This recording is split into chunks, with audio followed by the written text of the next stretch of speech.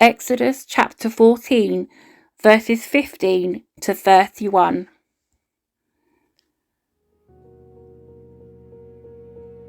Then the Lord said to Moses, "Why are you crying out to me? Tell the people to get moving. Pick up your staff and raise your hand over the sea. Divide the water so the Israelites can walk through the middle of the sea on dry ground.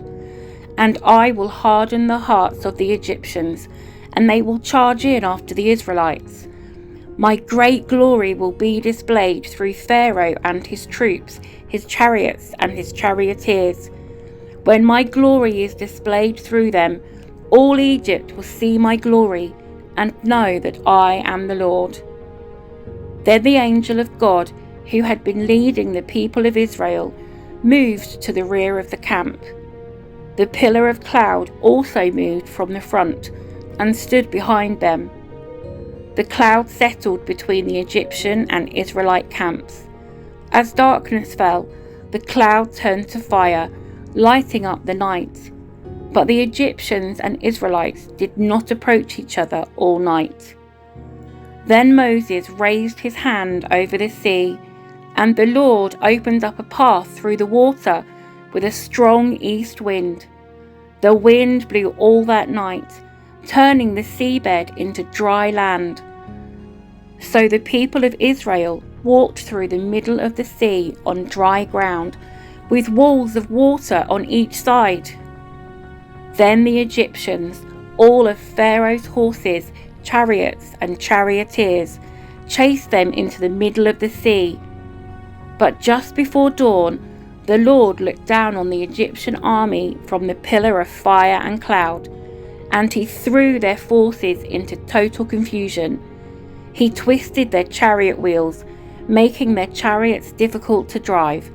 "Let's get out of here, away from these Israelites," the Egyptians shouted. "The Lord is fighting for them against Egypt." When all the Israelites had reached the other side, the Lord said to Moses, "Raise your hand over the sea again. Then the waters will rush back and cover the Egyptians and their chariots and charioteers." So as the sun began to rise, Moses raised his hand over the sea, and the water rushed back into its usual place. The Egyptians tried to escape, but the Lord swept them into the sea. Then the waters returned and covered all the chariots and charioteers, the entire army of Pharaoh. Of all the Egyptians who had chased the Israelites into the sea, not a single one survived. But the people of Israel had walked through the middle of the sea on dry ground, as the water stood up like a wall on both sides. That is how the Lord rescued Israel from the hand of the Egyptians that day. And the Israelites saw the bodies of the Egyptians washed up on the seashore. When the people of Israel saw the mighty power that the Lord had unleashed against the Egyptians, they were filled with awe before him.